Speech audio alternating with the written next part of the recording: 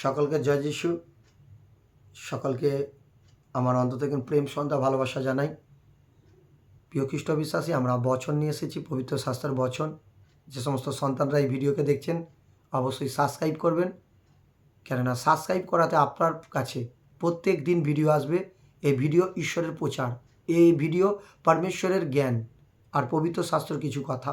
আপনি যদি বিশ্বাসী হয়ে থাকেন অবশ্যই সাবস্ক্রাইব করবেন, আর প্রত্যেক দিন আপনার কাছে ভিডিও আসবেন, শুনবেন, আর আপনার জীবন ঈশ্বরের আশীর্বাদ নেমে আসবে, আপনার জীবনে গ্রোথ হতে থাকবেন। আজ এক বচনকে আমি পড়ব, যিশাইয় পুস্তকের 41 নম্বর অধ্যায় 10 পদ। বলছে, ভয় করিও না, কারণ আমি তোমার সঙ্গে সঙ্গে আছি। ব্যাকুল হইও না, কারণ আমি তোমার ঈশ্বর। আমি তোমাকে পরাক্রম দিব, আমি তোমাকে সাহায্য করিব।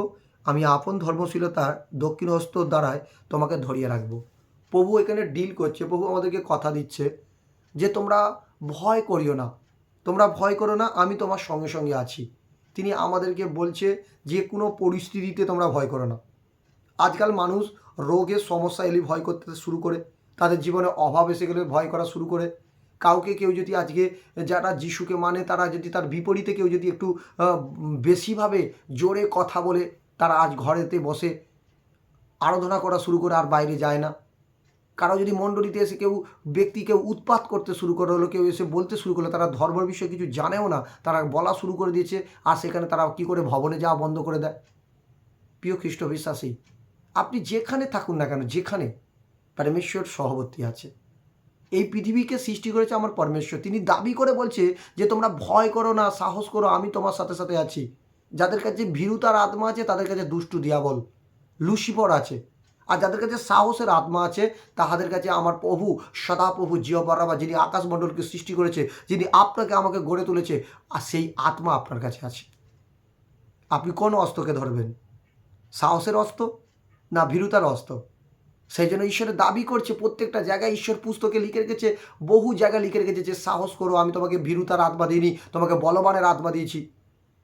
প্রিয় খ্রিস্ট বিশ্বাসী, যে কোনো জায়গায় তুমি ভয় না করো, যে কোনো আপনার পরিস্থিতি আসুক না কেন, আপনি ভয় না করেন, পরমেশ্বর অনুসারে চলতে থাকুন। পরমেশ্বর আপনাকে সঠিক জায়গায় দাঁড় করাবে, কেননা তিনি কথা দিয়েছে যে ব্যাকুল হও না, কারণ আমি তোমার ঈশ্বর।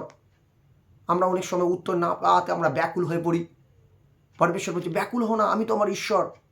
আমি জানি তোমার কী প্রয়োজন আছে। একটা বাবা তার সন্তানের জীবনে কী প্রয়োজন থাকে তার বাবা জানে, সন্তানকে সেই সময় তার বাবা দেয়। তেমনি আমাদের তিনি পিতা, স্বর্গের পিতা, তিনি আমাদের পিতা, অর্থাৎ আমরা তাহার সন্তান।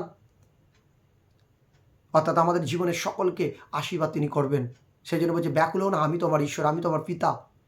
তিনি বলছে তারপর কি, আমি তোমাকে পরাক্রম দিব। পরাক্রম কথার অর্থ শক্তি।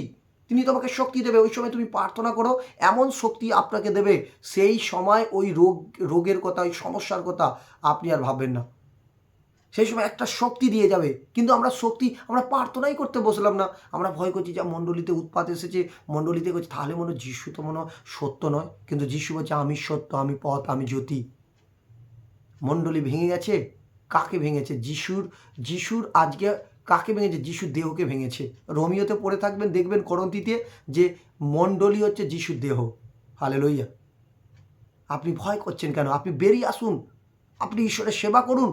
হতে পারে কোনো লিডার্স, তার দ্বারা 15টা জন গাইড হয়, আর সেই আপনি বসে পড়েছেন কোনো এক লিডার্স, আর আপনার কাছ থেকে যে বচন পড়তো সেই বচন সেই 14টা লোক পাচ্ছে না।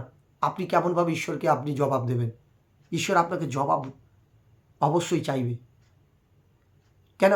তিনি বলবে যে আমি আমার দাস দাসীদের দ্বারা তোমাদের কাছে আমি বচন শেয়ার করেছি যে ভয় করো না, ভয় করো না, কিন্তু তুমি ভয় করে গেছো। তুমি কাকে ভয় করেছো? আমি পৃথিবীতে শক্তিশালী ঈশ্বর, আমার তুল্য কেহ নাই। আমি পৃথিবীকে সৃষ্টি করেছি, আমি ভাঙতে পারি, গড়তে পারি।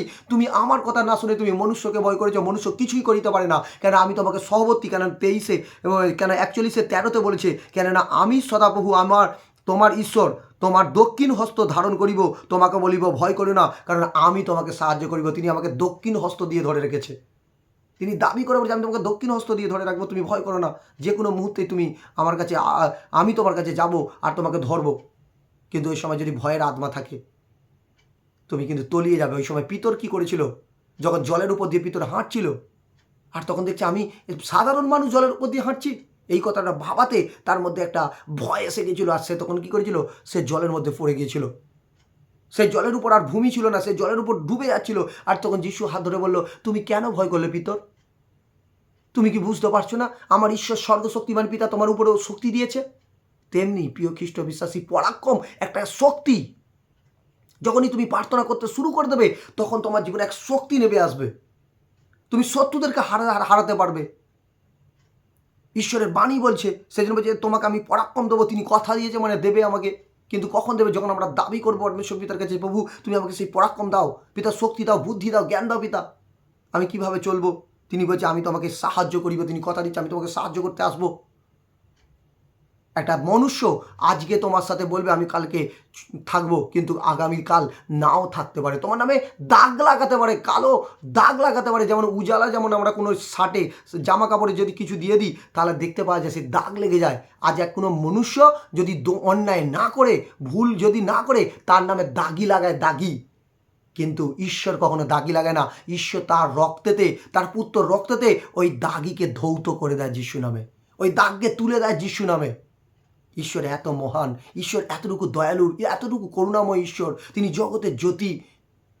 যে কেউ যিশুকে গ্রহণ করেছে, তাকে প্রেম করেছে, তার জীবনে কিছু আসুক নাই আসুক, তাহাকে প্রেম করে তার সাথে যে চলছে, পরমেশ্বর খুশি হয়। তিনি সব কিছু দিতে পারে। সময় আমাদের প্রত্যেকটা জীবনে, প্রত্যেকটা মনুষ্য জীবনে সময় তিনি দেবে। তাই জন্য 1 পিতরে 5:6 কি বলেছে? যে তোমরা পরাক্রম হস্ত নিচে নত হও, উপযুক্ত সময়ে ফল পাবে। প্রিয় খ্রিস্ট বিশ্বাসী, আপনি ভয় করবেন না। সেই জন্য বলছে বচন আপনাকে, আমি আপন ধর্মশীলতা দক্ষিণ হস্ত দ্বারা তোমাকে ধরিয়ে রাখিব। আপন ধর্মশীলতা দক্ষিণ হস্তে মানে নিজের পৃথিবীতে, এই পৃথিবীতে সেই ধর্মশীলতা আমার নিজের হস্ত দ্বারা ধরিয়ে রাখবো। ঈশ্বর এতটুকু শক্তিশালী, তিনি আমাদেরকে বলছে। কারো প্রয়োজন আছে অন্যজনের শক্তি আপনার গ্রহণ করা? ঈশ্বর আমাদের শক্তিশালী। ঈশ্বরের শক্তি যদি আমাদের কাছে থাকে, কেউ আমাকে হারাতে পারবে না, কেউ হারাতে পারবে না। ঈশ্বর যদি সাপক্ষে, বিপক্ষ কে আছে?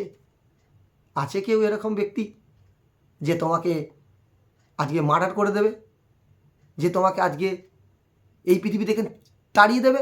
ঈশ্বরের হস্ততে সব কিছু আছে। ঈশ্বর সব কিছু করতে পারে, যুদ্ধ দিতে পারে, যুদ্ধকে ভাঙতে পারে, আর যারা যুদ্ধ করছে তাদেরকেও মারতে পারে। প্রিয় খ্রিস্ট বিশ্বাসী, কোনো ভয় না করো, ঈশ্বরের পথে চলো, ঈশ্বরের সাথে চলো। ঈশ্বর যে মেসেজ আপনাকে দিচ্ছে, সেই মেসেজের কথা শোনো, অবশ্যই আপনি পরিত্রাণকে দেখতে পাবেন। হালেলুয়া। এই বচন যদি আপনার ভালো থাকে, অবশ্যই সাবস্ক্রাইব করবেন। আর আপনি অবশ্যই বচনে আপনি শুনতে থাকুন, বারবার শুনতে থাকুন। আপনার জীবনে সেই ভয় ভাব চলে যাবে, আর আশীর্বাদকে দেখবে যিশু নামে। হালেলুয়া। তাই আপনারা প্রত্যেকে এই বচন দ্বারা সুস্থতা থাকবেন আর সুন্দরভাবে আশীষকে দেখতে পাবেন। সকলকে জয় যিশু।